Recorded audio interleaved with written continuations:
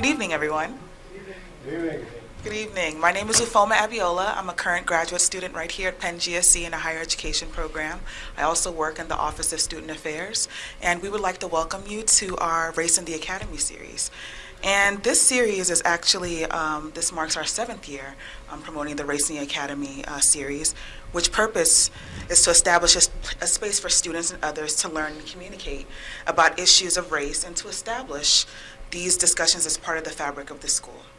So this series provides a variety of opportunities for members of the Penn community to develop and enhance understanding of opportunities of issues of race and ethnicity in the context of education. Events typically include the research presentations by leading scholars and leading faculty members in the field, and it's followed by a group discussion. So this is open to all faculty, all staff, and all students, and we want to welcome you, and we're glad that you're here. And so I want to thank our co-sponsors, if I can, just for a little bit.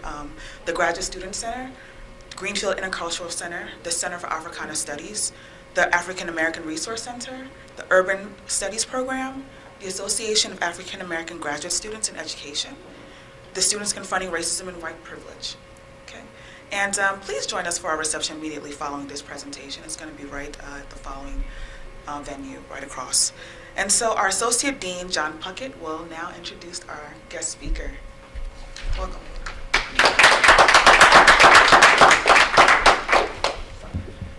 Hi, I have the privilege of introducing Henry Louis Taylor, who I've known off and on as he comes to Penn periodically for about 20 years. From my perch riding Ira Harkaby's shotgun on Ira Harkaby's stagecoach. So Henry's an all hand in these matters. He's an internationally known scholar and founding director of the State University of New York at Buffalo Center for Urban Studies. And he says UB is the shorthand for that. He's a full professor in the Department of Urban and Regional Planning in the School of Architecture and Planning. He's also the coordinator of the department's Community Development and Urban Management specialization. He teaches courses in race, class, and gender in the city and in community development and urban management.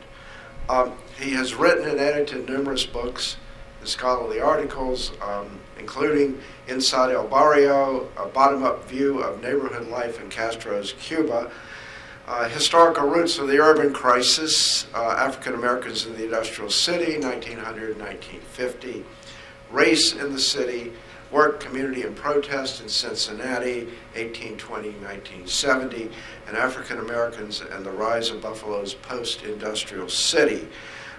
Henry's the recipient of numerous awards for this research and his neighborhood planning activities. Business First twice named him one of the 100 most influential leaders in Western New York, and he's received the Alpha Award from the Amherst, New York Chamber of Commerce. Henry holds a PhD in urban history from SUNY Buffalo, and he's going to talk on that. And I now introduce Henry Louis Taylor.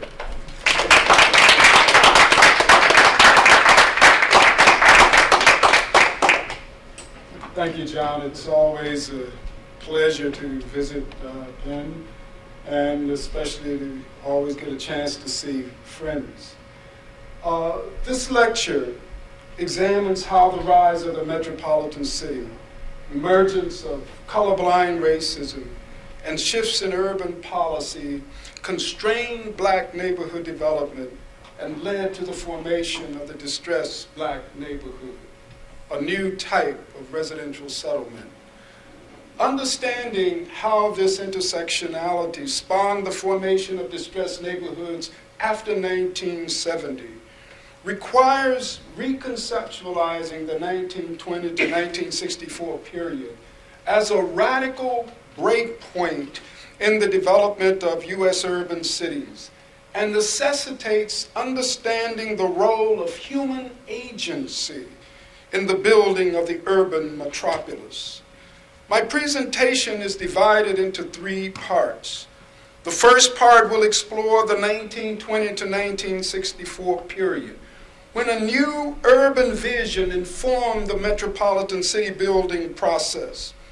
The second part examines how the urban riots of the 1960s shattered this metropolitan city vision. And in the final part, I show how colorblind racism merged with neoliberal urban policies to produce the distressed black neighborhood. In 1920, for the first time, more people lived in cities than in rural countryside, thereby ushering in a new period in U.S. urban life and culture.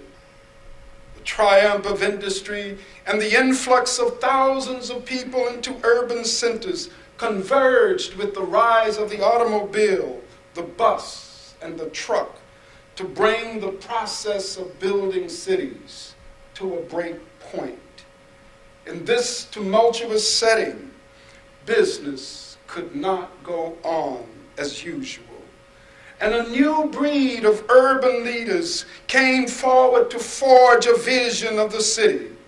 This new leadership consisted mostly of white businessmen, corporate lawyers, realtors, civic leaders, educators, elected officials, and elite white women.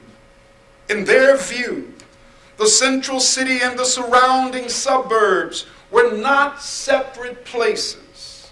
Rather, the core and the periphery represented one big city, which should be planned and developed as a single place, anchored by home ownership, the single-family house, and neighborhoods stratified by housing cost and type. The new metropolitan city urban leaders imagined would be a monocentric place, characterized by urban planning, land use regulation, autocentricity, and middle-class suburbs dominated by the single-family, owner-occupied dwelling units. Concurrently, the core would be the hub of governance and economic development, as well as the residential place for low-income groups and racial nationalities, especially African Americans.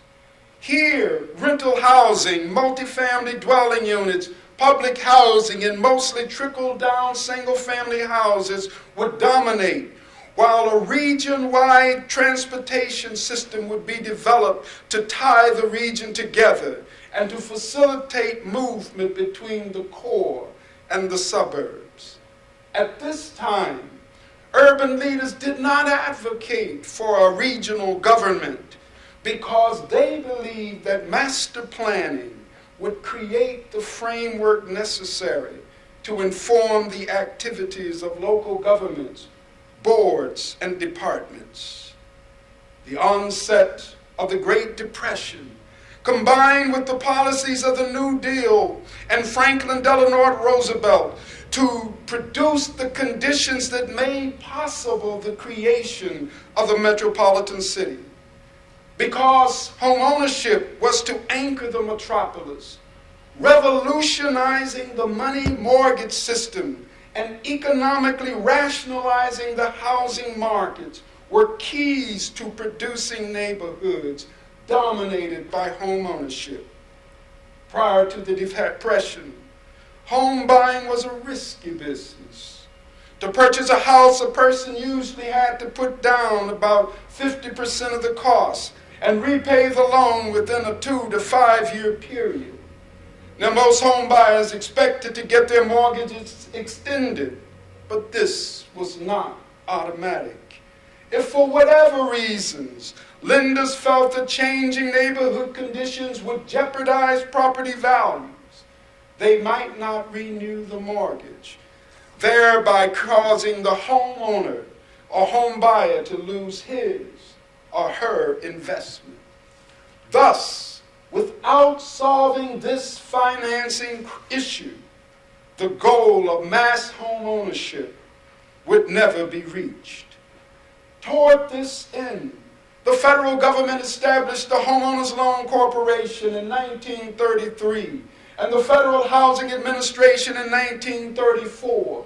Their task was to revolutionize the money mortgage system by extending home payments over a 20-year period and by providing citizens with FHA guaranteed loans with low interest.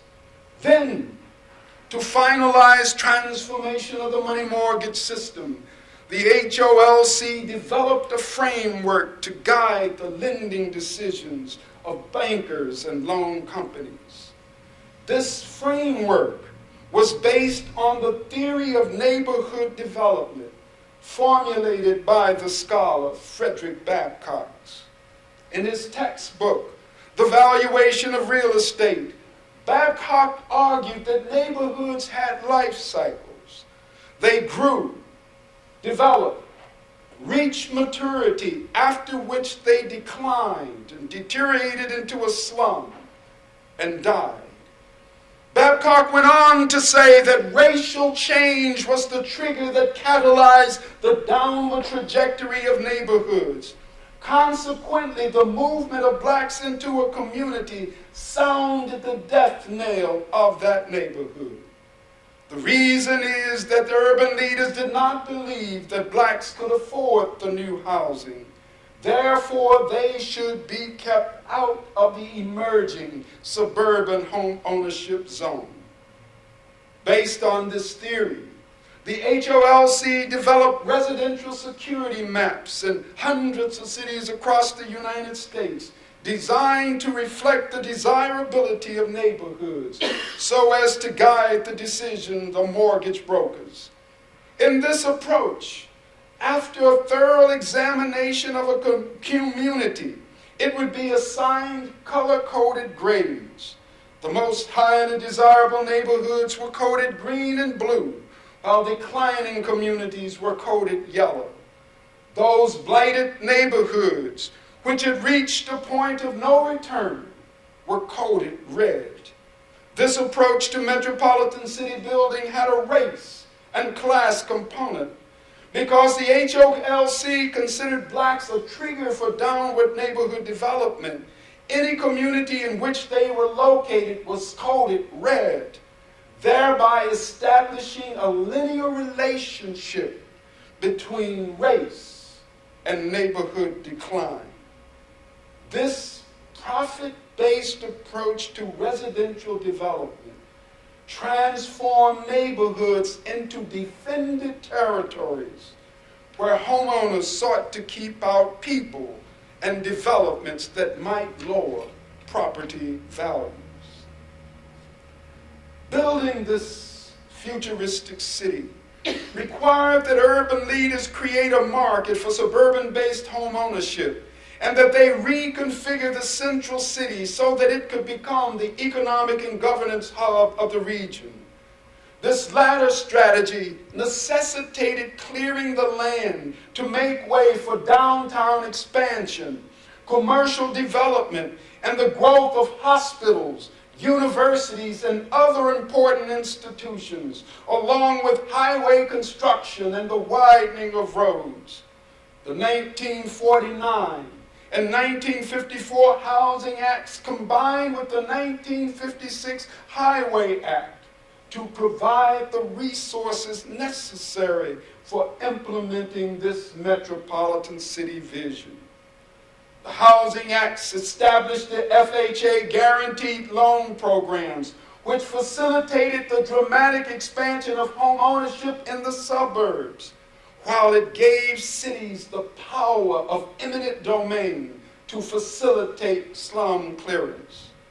The result was a targeted demolition strategy that led to the expansion and rebuilding of downtown, along with the removal of thousands of African Americans from these lands.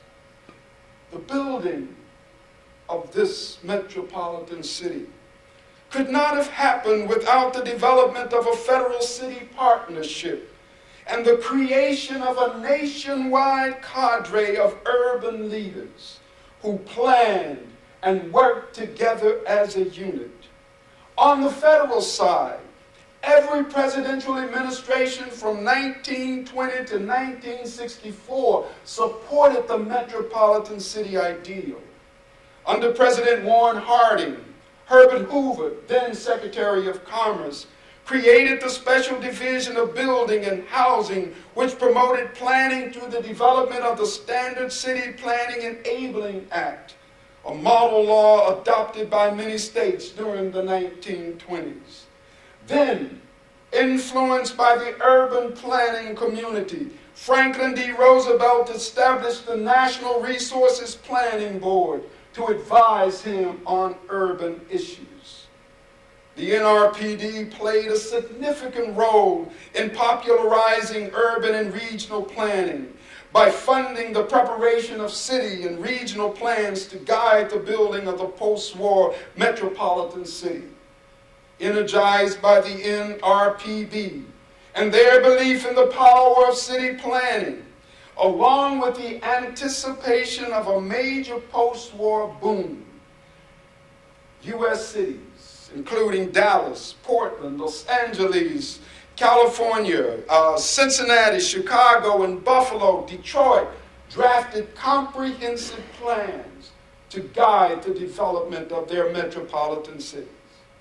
Everywhere, city and regional planning commissions were established, and across the country, urban leaders called for the creation of low-density, single-family homes and well-planned suburban communities, while simultaneously planning for the renewal of the central business district and the development of transportation plans to connect the urban region.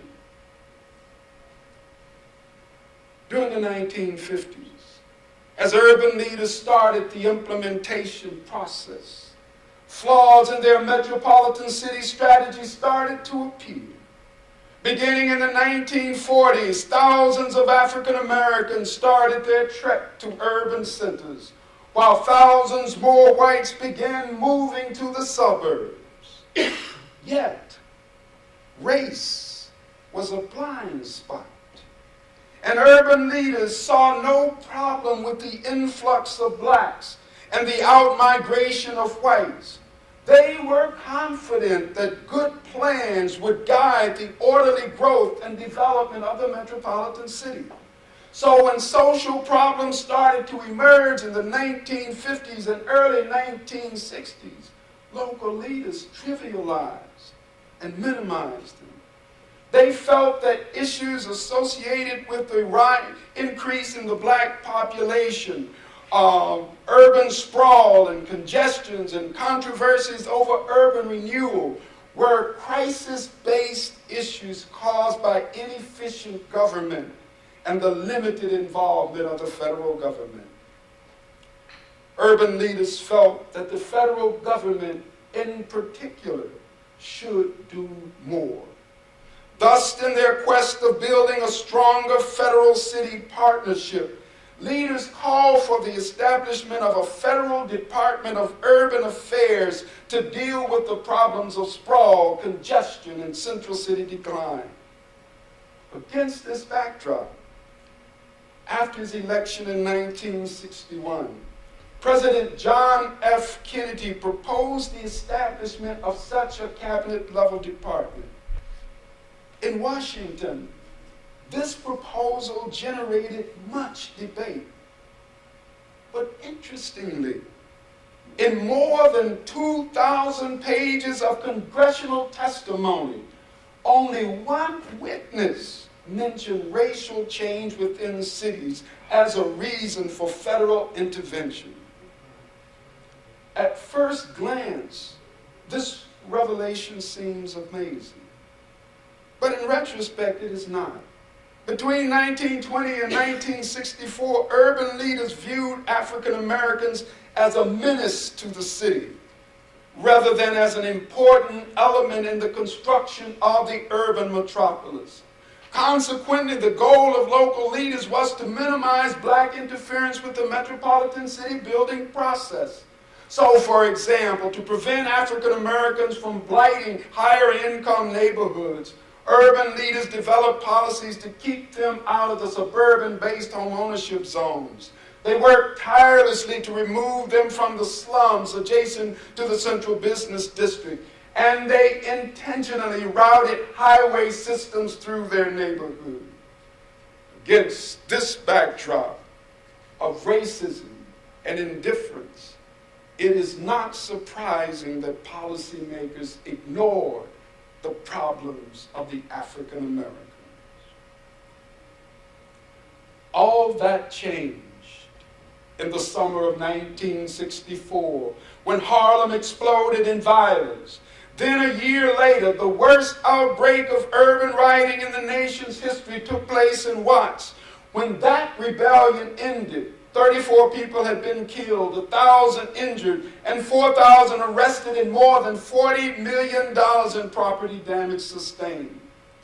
The Harlem and Watts uprising spawned an epidemic of urban violence, which crested in 1968 with the rioting that followed King's assassination.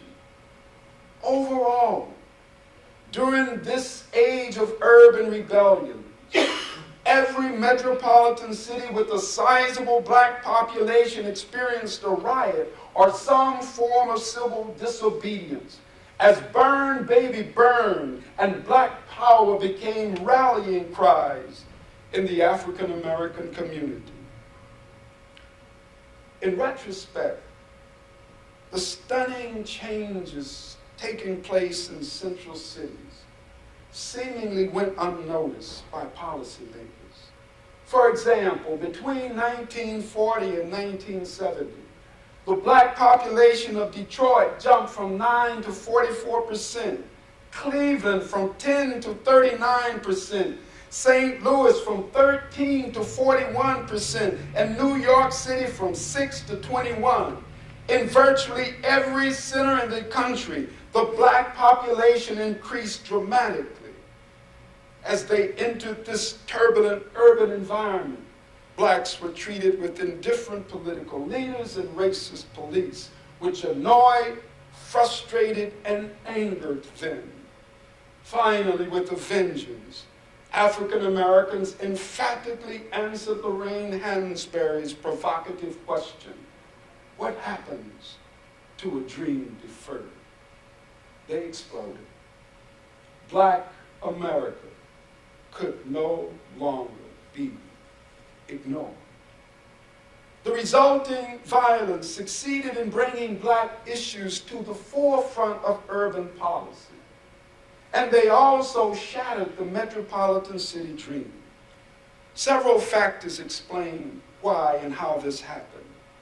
To begin, the urban rebellions caused a reorienting of federal urban policy, as concern over inner city issues replaced emphasis on the metropolitan city building process.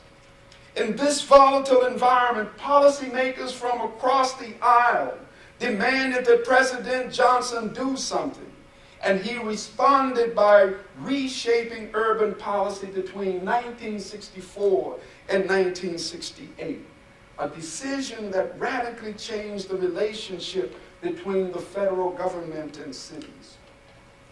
Initially, Johnson and his policymakers framed solutions to black urban policies within a metropolitan context.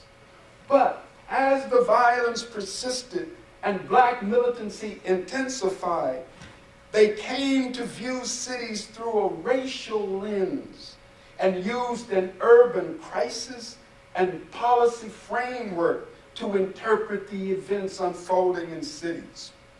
Operating within this context, Johnson made anti-poverty and place-based initiatives the cornerstone of his approach to urban policy. The administration's signature initiatives was the establishment of the Department of Urban and Housing and Urban Development and the launching of the Model Cities program. Model cities represented a sea change in the federal approach to African American issues. It focused on implementing a comprehensive people and place neighborhood development strategy, thus shifting emphasis from integration to the radical reconstruction of the black institutional ghetto. All in all, Johnson's urban strategy triggered an explosion in federal aid to cities during the late 1960s and early 70s as expenditures on social programs, direct aid to individual and federal grants to state and local governments increased exponentially. Upon reflection, despite its limitations and shortcomings, the Johnson strategy nevertheless placed black neighborhood development on a promising road. The trip, however, was short-lived. Richard Milhous Nixon was elected president in 1968 and immediately declared the urban crisis over and started dismantling Johnson's Great Society. Situated on the highest seat of political power and anchored by rock-hard support of the silent white suburban majority, Richard Nixon, with impunity, made a U-turn on urban policy. The dream of building a metropolis which created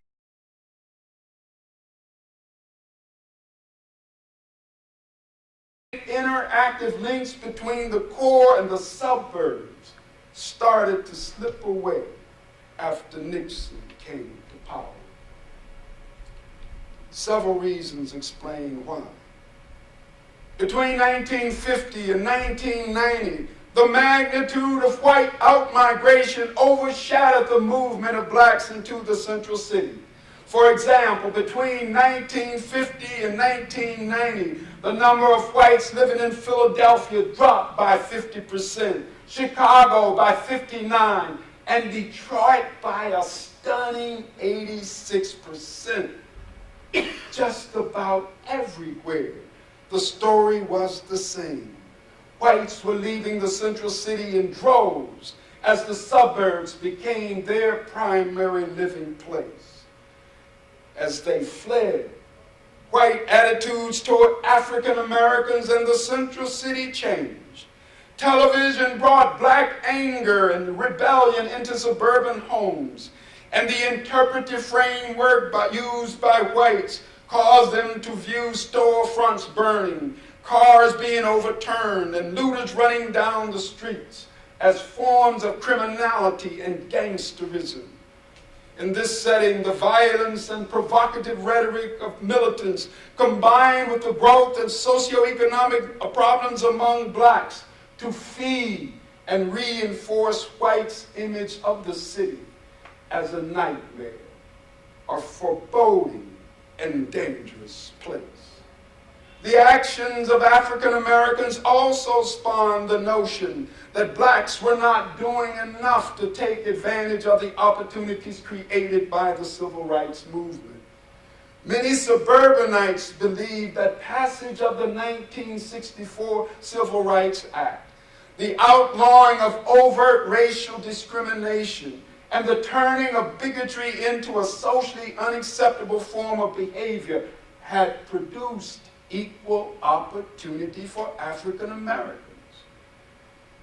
While discrimination persisted, they said, they still believed that race was no longer a central factor determining the life chances of African Americans.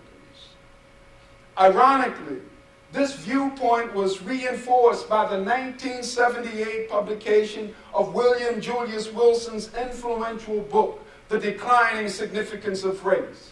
This book, written by a liberal African-American scholar, seemed to confirm the conventional wisdom of whites that the United States had entered a post-racial era where race no longer matters. These ideas blended with neoliberalism to give birth to the strange enigma of colorblind racism and popularization of the mantra, I don't see color, just people. In this new setting, a double-sided view of the metropolis emerged. Metaphorically, the central city was seen by many as an urban nightmare, while the suburbs became a universal symbol of success, the good life, and fulfillment of the American dream. This duality not only reflected the attitudes of many whites, but it also described the changing socioeconomic reality of metropolitan blacks and whites. So then, in 1968, when the Kerner Commission said, our nation is moving toward two societies, one black, one white, separate and unequal, it was talking about the growing socioeconomic divide between the central city and suburbs. The metropolitan city ideal simply could not survive in this environment. The relentless outmigration of business, industry, and people, along with the widening cultural divide between the central city and suburbs, shattered the metropolitan ideal by creating suburbs which considered themselves as distinct and separate from the central city. Hence, suburbanites, believing that their destiny was independent of the core, pursued their own vision of the metropolis, which was rooted in the idea of unlimited low-density development, autocentricity, and the quest to generate greater and greater distance from the central city and its problems. The ties that bound the core and the suburbs together grew weaker and weaker as the metropolis fractured under the cloud of color blindness. The socioeconomic trajectory of the black community nosedived at the very moment that color blindness emerged, and that the suburbs assumed the identity of a separate place with its own destiny. In this setting, the policies supported by white suburbanites devastated the African American community. Between 1940 and 1970, the millions of blacks who came to the city were searching for jobs and opportunities for a better life.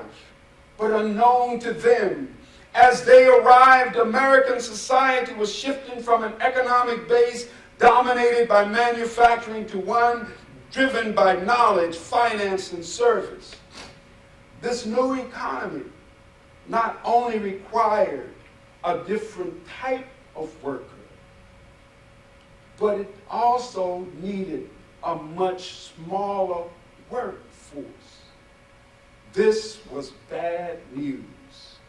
African Americans had always looked for work, even though employment was persistently high in their community. But this trend was starting to change during the 1950s, when for the first time, a small but growing number of African Americans stopped looking for work altogether. They were dropping out of the labor force. The demand for black labor was lessening, and many workers could only find employment in the low-wage sector of the economy.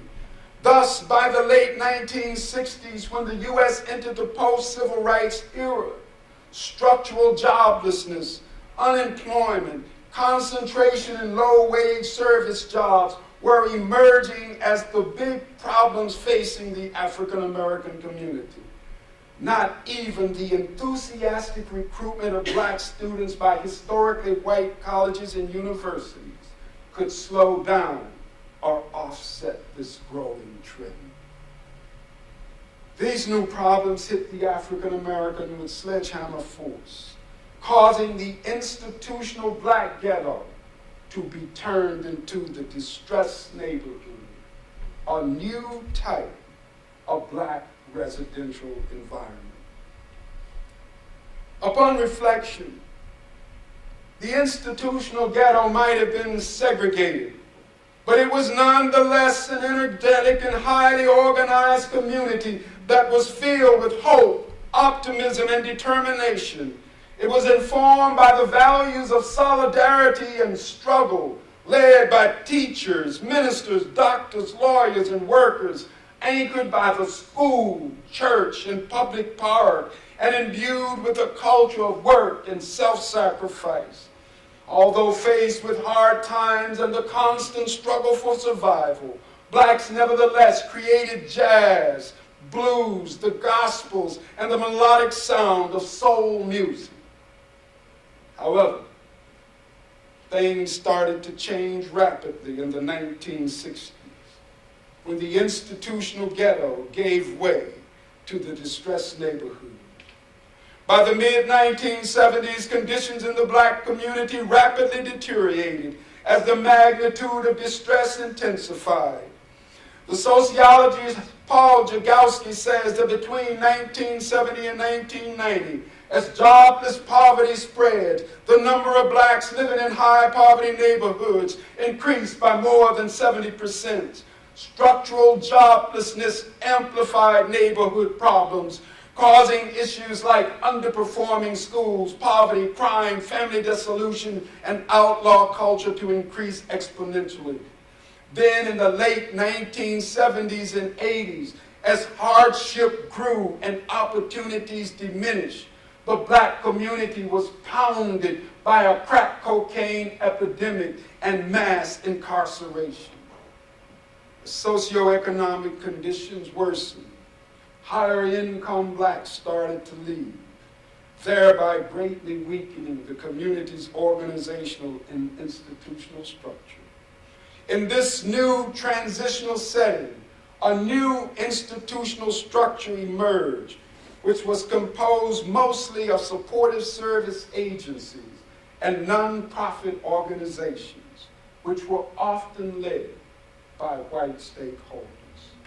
This was the nadir in black urban communities, as socioeconomic distress became the most characteristic feature of black inner city life. Let us now return to the theme of colorblind racism and the persistence of racial inequality in the United States. Colorblindness was not benign.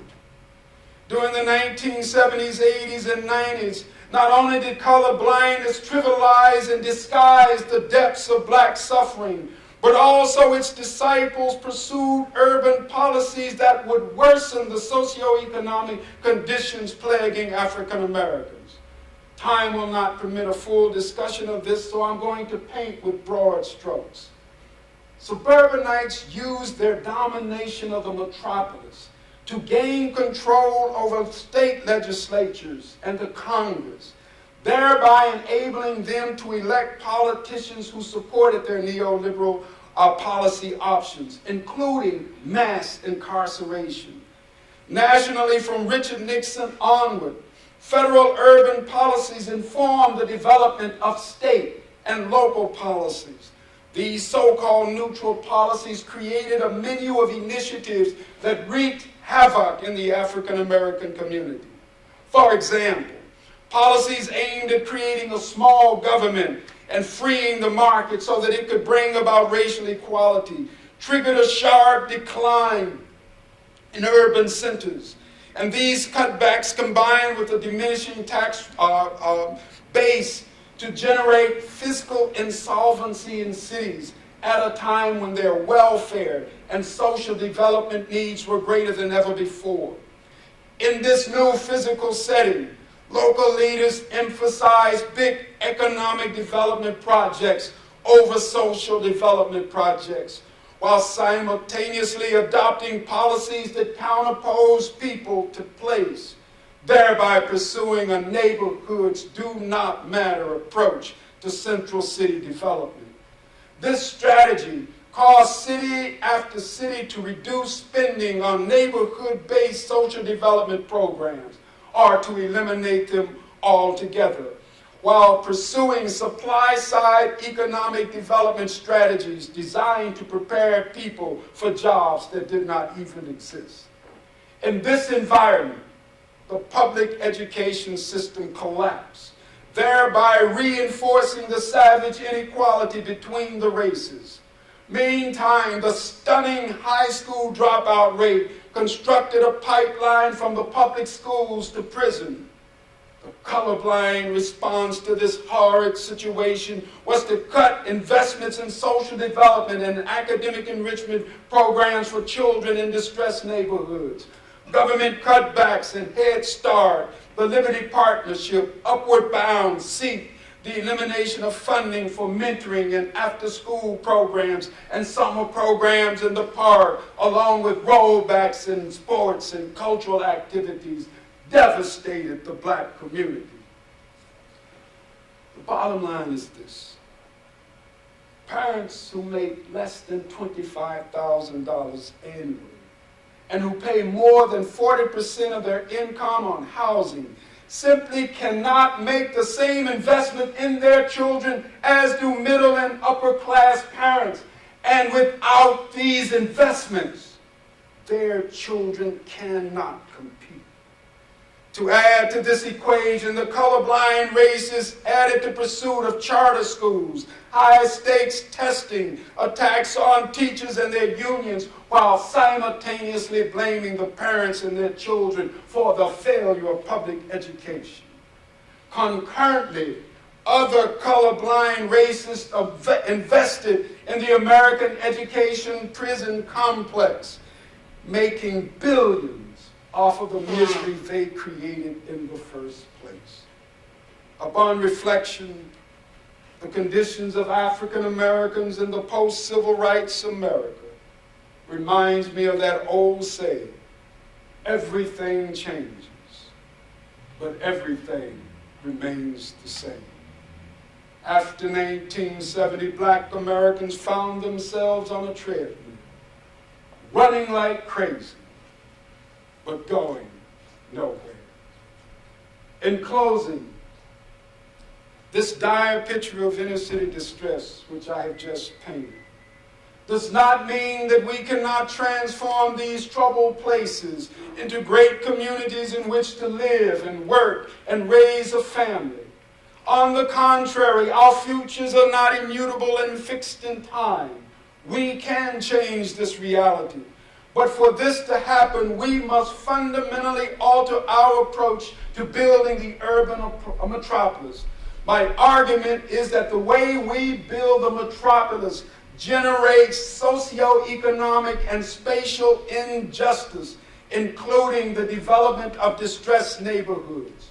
Colorblindness and injustice are inextricably linked.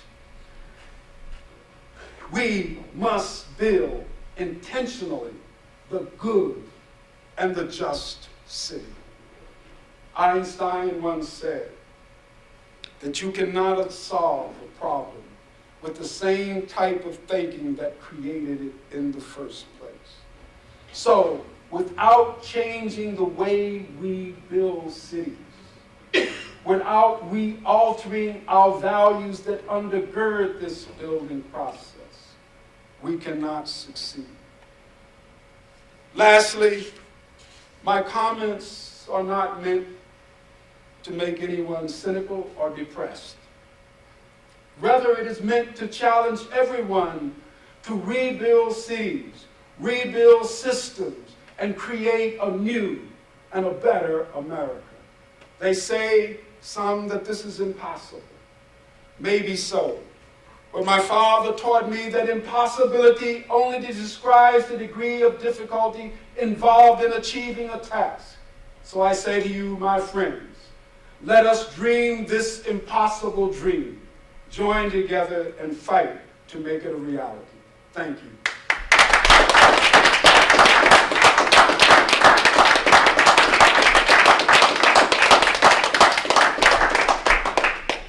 Henry, thank you. Henry is no stranger to forums, so it's all yours. Questions, comments, thoughts? John. I have one. Burl Satter, a year or two ago, wrote a book on Chicago called Family Properties. And she answered a question I think that's been out there for years, which is, well, if you're black, if you redline your neighborhood, you can't get mortgage loans, you can't benefit from tax deductions on knocking the interest off, and so forth. How could you own a home? And she uncovered this practice that, well, it was her father who was involved in it, called contract selling. which I'll try to be brief. Which is here you have a peddler comes up and says, a speculator, who they call them panic peddlers, is offering you a great deal. Well, you can't get a mortgage, but we can give you a contract, and you get a house, and as long as you make your monthly payments, in the end, in the long term, this can become your home. But in the short term, if you fail to meet a payment, you're out. And I'm curious if this was in Chicago, if this was more prevalent nationally than we've suspected. Yes, it is. My daughter, by the way, was finishing up her dissertation at Northwestern, is doing a lot of work on this issue of contract buying. But there were a lot of other issues around the country. Folks would do land contracts where you could have the house but not the land on the house. There were a lot of problems even with the traditional mortgages. One of the things that would happen, obviously, there's not much time in a setting about like this to occur, but one of the things that Nixon attempted to do that I didn't talk about at all was during the 1970s, there was this deliberate effort to recreate a new type of middle class. And it was a part of policy, it was also part of the media and others. I mean, I remember, like a lot of folks growing up in the 1970s, watching shows like I Spy and Julia. But in 1970, those shows didn't reflect, and Sidney Poitier's Guess Who's Coming to Dinner, those shows didn't reflect anybody that you really knew. But by 1980, they reflected a lot of people that you knew. So as they were building that middle class, at the same time, also an unknown story is the extent to which they wiped out the black left.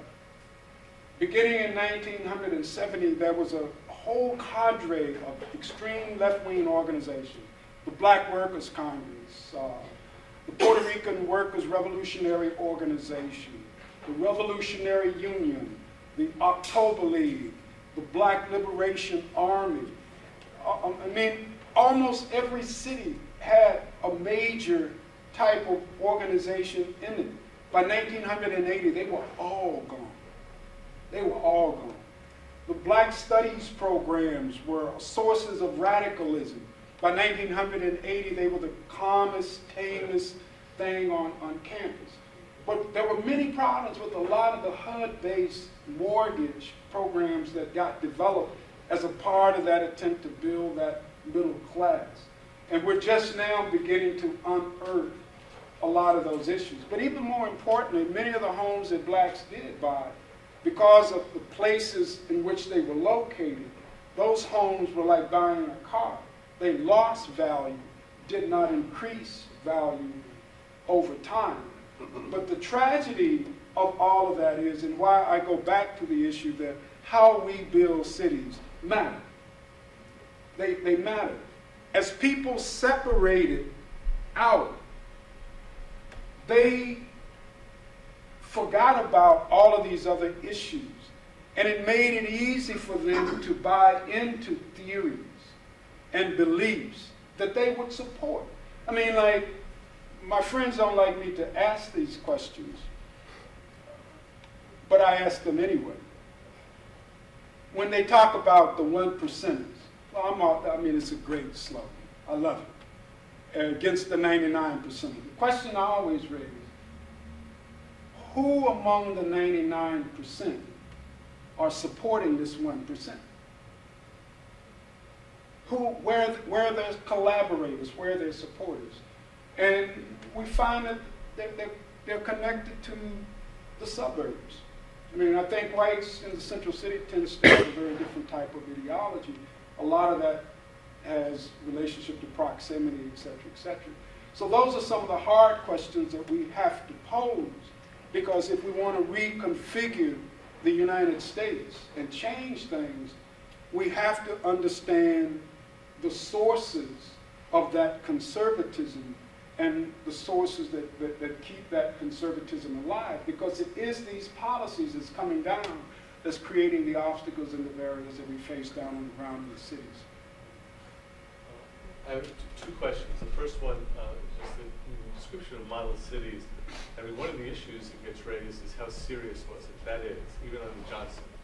That is, as Nicholas Lehman's book points to, in a certain respect, is there ever really that focus that was needed on urban problems? But more important, was it in fact not as central as it could and should have been, and in fact highly contradictory given the war in Vietnam and American militarism in the 60s. It was providing butter to swallow the guns, in effect. I don't know what your thoughts are about that before I ask you another question. Yeah, I mean, I think that's a kind of great question. I think a number of mistakes have been made in the evaluation of the Johnson administration's policy. And ironically, some of his policies, not enough work has been done on it. But I think the single most important error that has been made in that, well, not the single most, one of them, is that 4 years he was in and out. Model cities doesn't even get off the ground until 1967. The reality is, because of the short span, everybody, well, not everybody, but you guys know, and maybe you know, and maybe you probably know, that 4 years, way too short.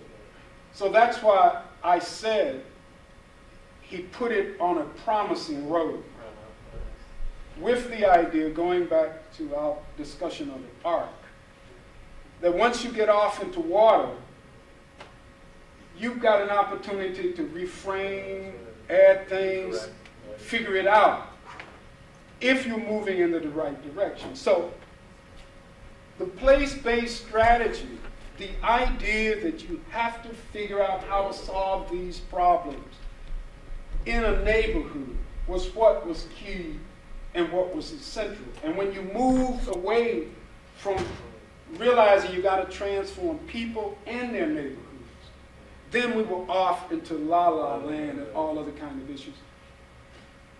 What was missed, and still missed amazingly in the critique of Johnson, is the poverty framework. Poverty is a part of what I refer to as the Santa Clausification of America. And by Santa Clausification, I'm saying we've created so many myths that nobody can tell truth from reality.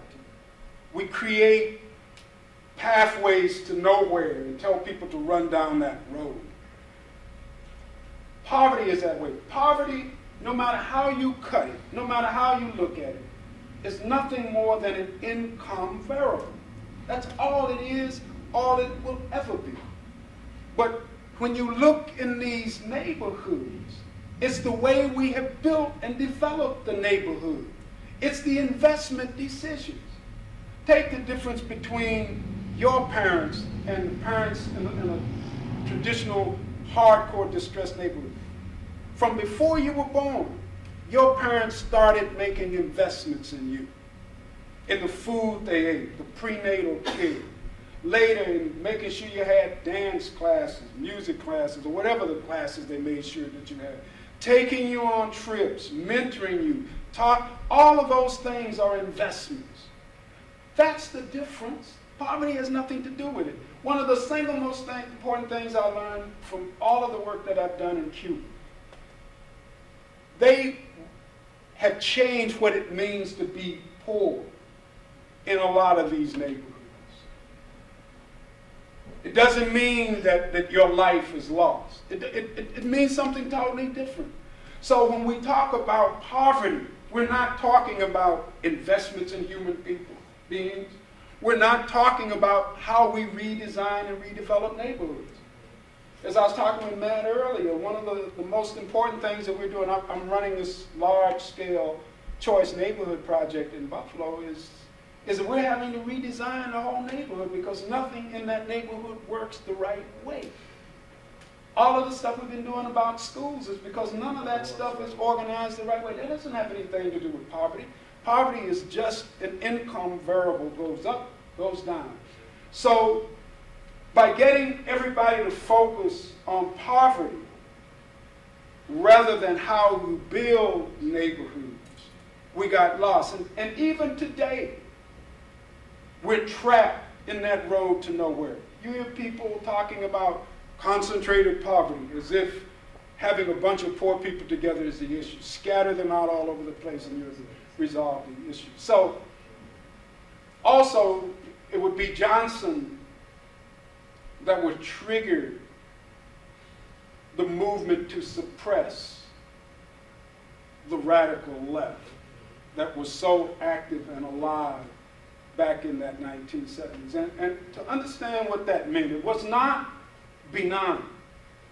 Hewitt P. Newton once said that the lumpen proletariat, and that was the name for the underclass, every so often those who believe in the Santa classificationers will create a new myth. So once you figure out underclass is a road to nowhere, they'll create something else for you to go chasing after. Oh, let's chase this. But Hewitt P. Newton once said that the lumpen proletariat will be our best friend or our worst enemies. And when I was deep in the left movement, when I was working with this group, Black Workers Congress in Buffalo, we had cadre in every gang in the city, politicizing, working with them, trying to get them to change their ways, trying to show them a single question: who is the enemy? When you wipe that out, that was it. The middle class leadership could not do that. So those are the critiques I think we ought to be making about Johnson. Right, well, I just want to, What was your second question? second question, which is was the. And I'll make the answer to that one short. No, this one is the reaction agenda.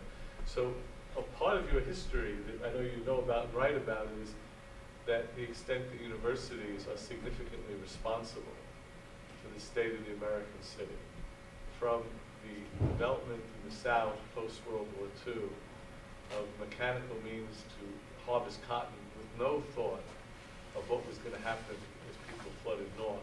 Right. Unskilled, poor, economies changing.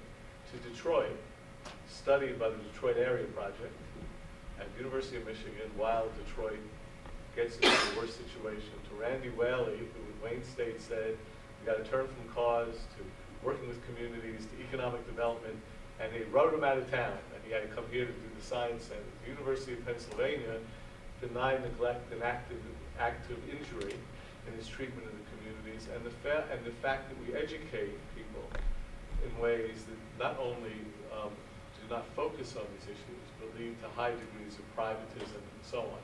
So my long-winded introduction is the following. The extent to which not the universities are to blame, but the extent that the university focus, the civic engagement focus, the anchor institution focus, represents part of a strategy for change. And how can that, in fact, help change governmental responses, because I think they respond to that mobilization? I think two things. One is when we fast forward and say, well, what do we do about this? And this, I think, in the work that I'm doing and others, is we have to understand the problem in order to solve it. If you do not understand the problem, trust me, you will not solve it. Within this framework, I think there are three critical areas where change must occur at the neighborhood level. And let me back up by saying that change in these areas will begin to catalyze structural changes across the framework of the society. And I think when you're working in a very powerful place and you talk about reform and someone says, well, how does that happen? Through the building and development of certain strategic models. As those models are developed, they will catalyze other transformations and other changes that occur. So the neighborhood must be radically reconstructed. in order to bring about that radical reconstruction of these distressed neighborhoods requires the transformation of public education and higher education. Now, some will say, how can this be? And I would say, play off of the contradictions, play off of the positive sides, because if we look at where universities were in 1950 to where they are today, I would argue that we've made great progress within that framework. As we develop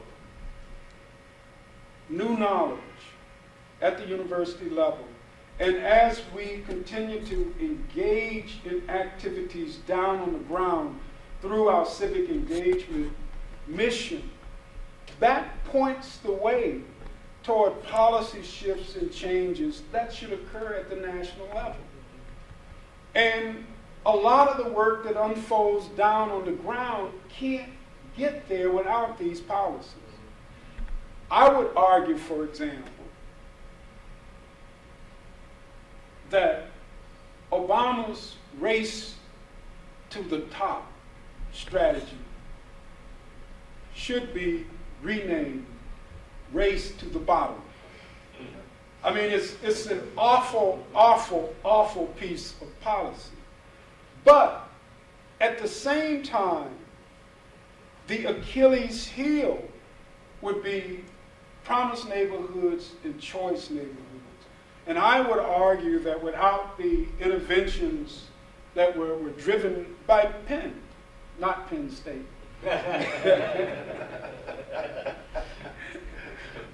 and a whole group of us nationally,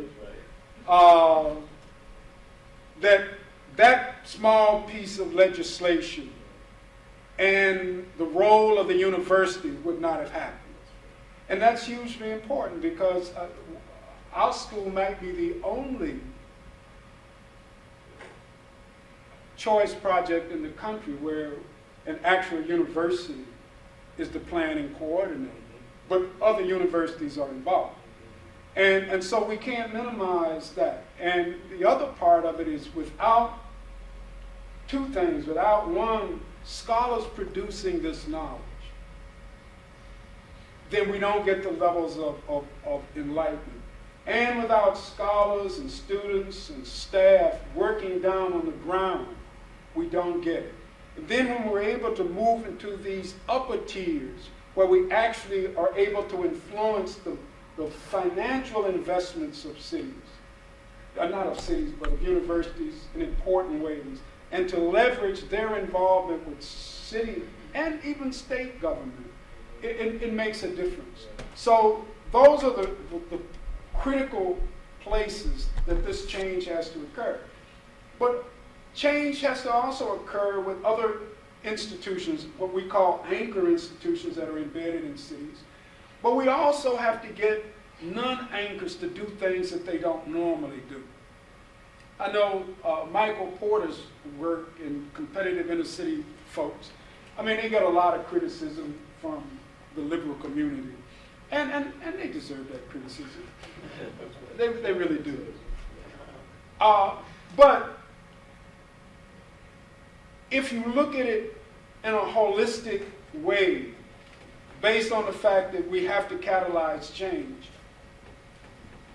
Porter's work of seeing a value in inner cities, of getting industries and businesses interested in investment, of seeing how to connect that to larger clusters of economic development is a step forward. But it's up to the progressive enlightening forces to make that step forward 2 to 3 steps forward and to turn that into something that Porter 10, 15 years from now wouldn't recognize. Moving in what David Ambrosio and Gar Alpowitz might call local economic development strategy. Because we do have people who are working on those broader economic development strategies and can figure out how to make those kinds of connections. So the university has this ability to play these multiple roles, which I think are extraordinarily important as we work on the side of how do we do things. Yes. Related to what you just said, you know, Penn here in West Philadelphia has had a lot of different initiatives over the last 10, 15 years, including a mortgage guaranteed mortgage subsidy program, a housing improvement subsidy program. They built a new elementary school, you probably know, and they have a special district, in other words, there's a university city district that does a lot of maintenance and does a lot of beautification kinds of things. Okay, so the thing is, the Penn Alexander School, okay, has really catalyzed huge amount of gentrification here. And I would say the houses in the catchment area have probably at least tripled, even quadrupled in price since the beginning of the school. And that was probably, I can't remember now, in the late 90s, I think. Yeah, so while you're saying this, and you're saying that universities have this role, okay, we see right here a prime example of how folks of color and folks of lower income basically cannot afford to live in the catchment area of Penn Alexander School. And I live on a block that's right just on the edge of the catchment area, and basically it has radically changed. The complexion of the block has radically changed, as well as the average income of the folks there. Okay. And so what you're saying has a lot of caveats, because some of the social dynamics that happen that are market forces are things the university can't necessarily control, right? But there are also issues of policy, because one of the issues with the policy regarding that school's catchment area was there were tensions around whether there should be a fixed catchment area around that school or whether it should be more porous, and there should have been a lottery system for at least some of the seats. So those of us in the neighborhood said, no, you can't make it just a fixed boundary. You have to have some porosity, because there are at least 2 or 3 other neighborhood schools within about 5 or 6 blocks of this Penn Alexander School, right, that are going to end up then being kind of like segregated schools, which is true, which is what's happened, right? So I want to bring this up because here is an example in real life of what happened. And I mean, I think 2 things. I think one thing is that those experiences, both the positive and the negative, it's important to raise those experiences to the level of theory so that we can see how to deal with them. The second thing is that there are policy challenges that we have to meet. One of the policy challenges that we have to meet is how you create upfront anti-gentrification measures so that does not happen. One of the more fruitful possibilities is the movement in the direction of land value taxation. But you can't stay within a property tax framework and do what you need to do ultimately, because the market dynamics will drive things in a particular way. Now we'll be facing that if we're successful, because that's an issue that you face only if you're successful. And we've got to be thinking of a number of those strategies early on that can be put into place. One of the things that people use is land banking, so that you can capture a certain amount of land in order to do it. But for me, in a gathering like this, the single most important thing is to talk methodology. It doesn't mean that the university was evil or wrong. It meant that at a certain point in time, battles over certain issues don't get won, or you don't think about it. Because we build this road as we travel it, and we run across things when we run across them. And so that's the importance of summarizing that so that we will know what will happen. But we have to develop strategies that will drive against gentrification, and the best way to do that is to start tackling the issues of valuation. And I mean, we ran some numbers because we're working in a neighborhood where we know it's only a matter of time of what happened. And we ran numbers in relationship to land valuation, taxation, and what happens if you're in that type of framework. And I'm still kind of thinking that we have to go much farther either than that, so that you can guarantee the type of population mix that you want to have. And you also have to build what I call integrative institutions, because if you do not build, and by an integrative institution, I mean as you begin to bring new higher income groups into a neighborhood and a community, how do you integrate them with the other residents so that the other residents' voices are not muted, and so that they feel a part of a cross-class community rather than you start to get pockets of interest? I was going to say, I think you're right. We have to learn these lessons, but the issue really at the bottom is the will of the institutions to be that foresightful and to really push for these policies, which they cannot institute alone, because it has to be with cities, with school districts, or whatever. So I think there is a big issue there. You know, that's the crux of the issue Yeah. to me. Well, I think right on with that. The processes of battling And what you're saying inside about of land- these institutions, because it's the cultural force inside of these institutions is an ongoing battle and an ongoing struggle.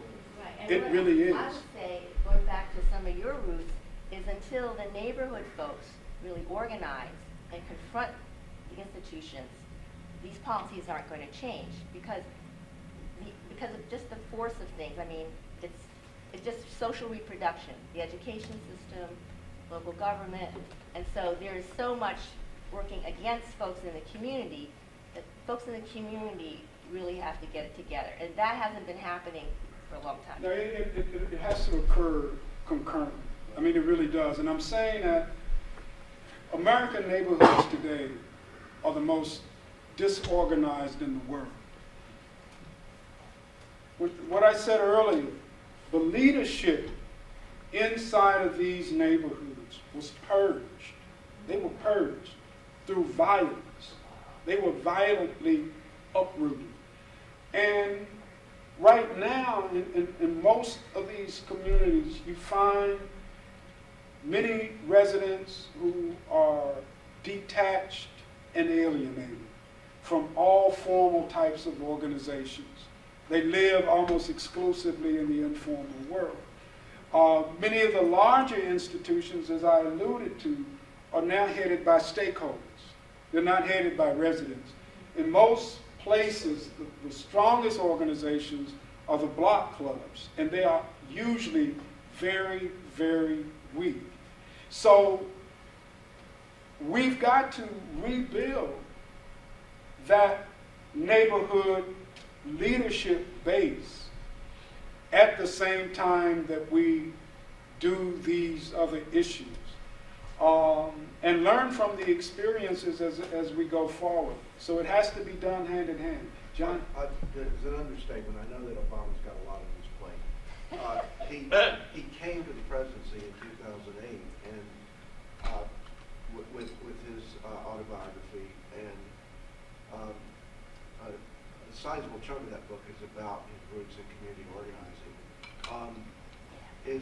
What do you think about, is in fact a re-elected Obama, because we're watching bloodletting on the Republican side keep going, and assuming that it goes, Obama's going to have a pretty good chance of getting re-elected. Are we going to see a kind of renewal of that earlier commitment that he so articulated in a beautiful way in that about the power of local communities? Or is this, was that just naive?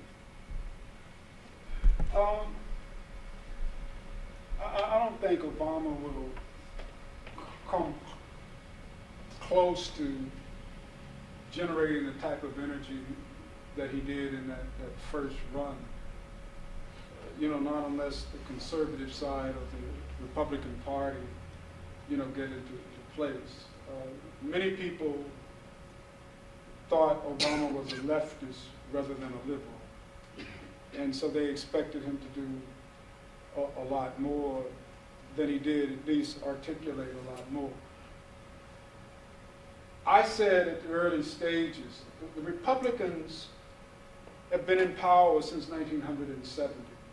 And both Jimmy Carter and Bill Clinton continue to push hard the policies that had been put in place by the Republican Party.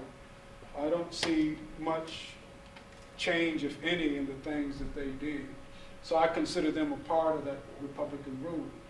I think it's important that we try to string together as many consecutive terms on the Democratic side as possible.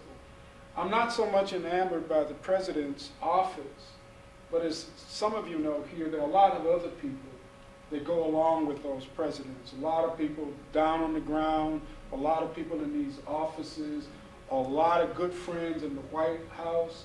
And it makes a difference if there are people in these positions of power that you can call on, that you can talk to about policies that you will know will make a difference down on the ground. If Obama loses, I know promise and choice, they're gone.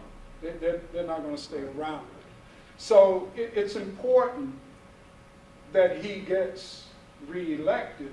And I would even argue it's important that we continue to hold that office on the Democratic side. Because we know what the limitations are. But our job is to continue to expand and push the envelope. Because it's a protracted struggle. It's not a minute struggle, and that's part of the movement of universities. So you've got to continue that fight. We know what the dangers are. We see Penn, we see Ohio State attempting to move that same kind of directions with deep investments, but investments that tend to be a lot more neoliberal and a lot less aimed at recreating neighborhoods and communities. But we welcome that fight. We welcome that fight because those are the battles that we have to have. And I've always said that the four things that we have to be able to do. One is that we have to build a body of knowledge that allows us to understand what we're confronted with. This is why it's not enough to talk about what Penn has done. It must be elevated to the level of theory so that we can read it, study it, understand it. Second, we have to work toward creating critical consciousness among the masses of people. Critical consciousness, not just consciousness, but an understanding of their plight and the reason why. The third thing, we have to build models. Models that, if we catalyze them, will fight toward change. And the fourth, we got to have a social movement. Now, you can't create it. It just happens. But if you're doing all the other things, you'll be ready when it occurs. Now, some people think the Occupy movement might be that social movement. Good luck. I hope so. I'm all for it. Wherever it comes, I'll be ready for it. But those are the four things that we've got to be able to do. And the modeling part, I think, is hugely important and hugely significant. And not be afraid of the mistakes and the disappointments that come along. That's part of being out there on the front line. You had a question? Yeah, thank you. It's actually a two-part question. You noted the value of research and theory. And I wonder, and I guess this is a question that I'll pose for you, what do you see the value of historically black colleges and universities, I guess, in de-gentrifying destitute communities? And that's the first part of the question. The second part is, do you feel as if predominantly white institutions have a responsibility, or what is their value in assisting HBCUs in revitalizing black communities? Well, let me start off by saying that it's my belief that we must radically reconstruct America.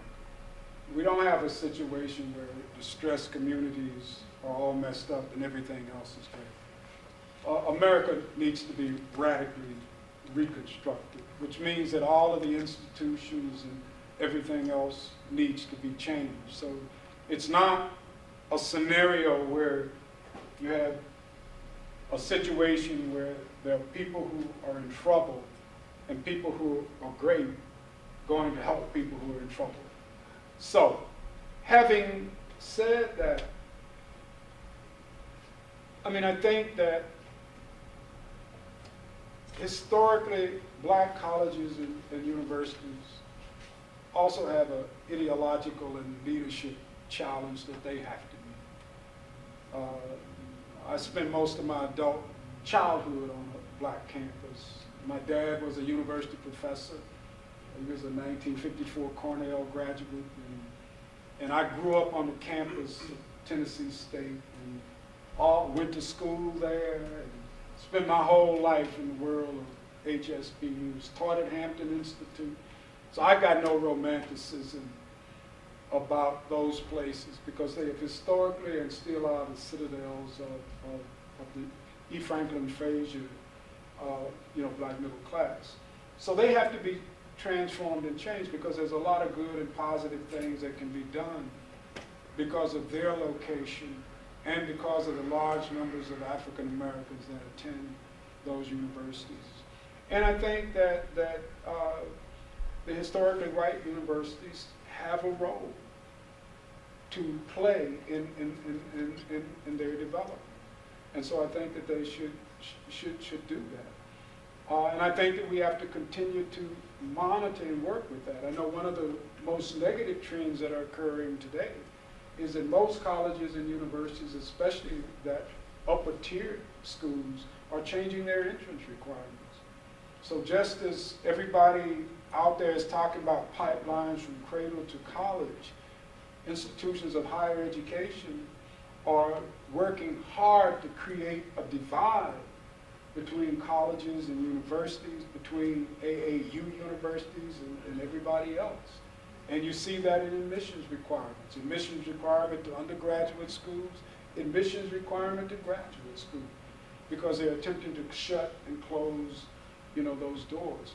So this is what I mean by the challenge to culturally change these institutions, all of them, is a part of that. Back home, we work closely with the Buffalo Municipal Housing Authority and the Community Action Organization of Erie County, because these are very large, very powerful organizations, and we see them as critical anchor institutions because just about every city has one. But they have historically been very, very conservative organizations.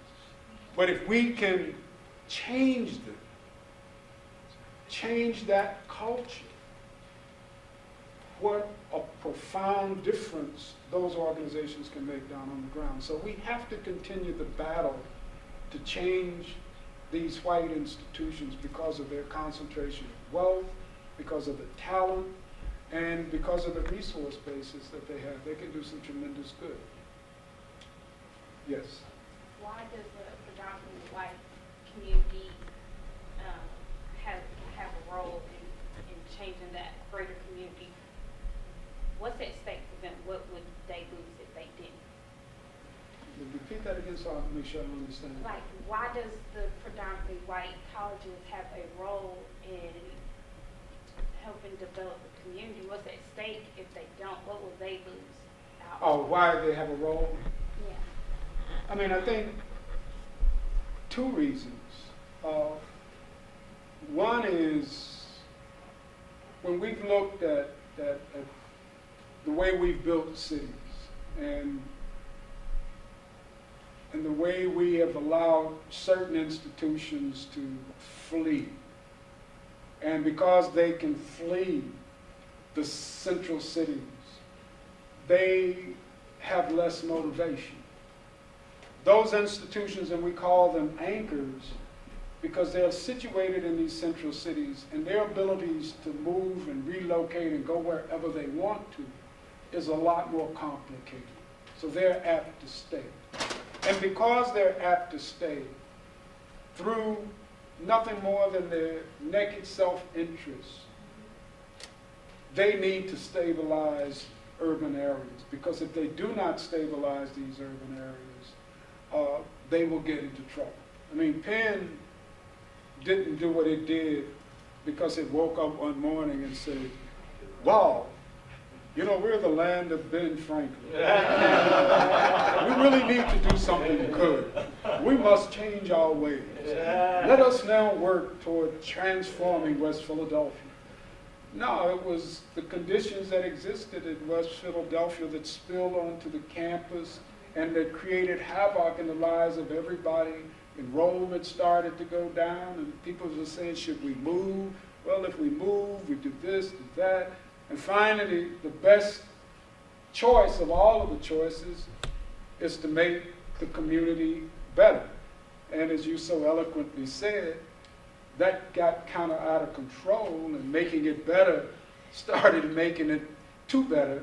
It was so good that only a certain people could live in here, and so the population, black population in West Philadelphia has been dropping.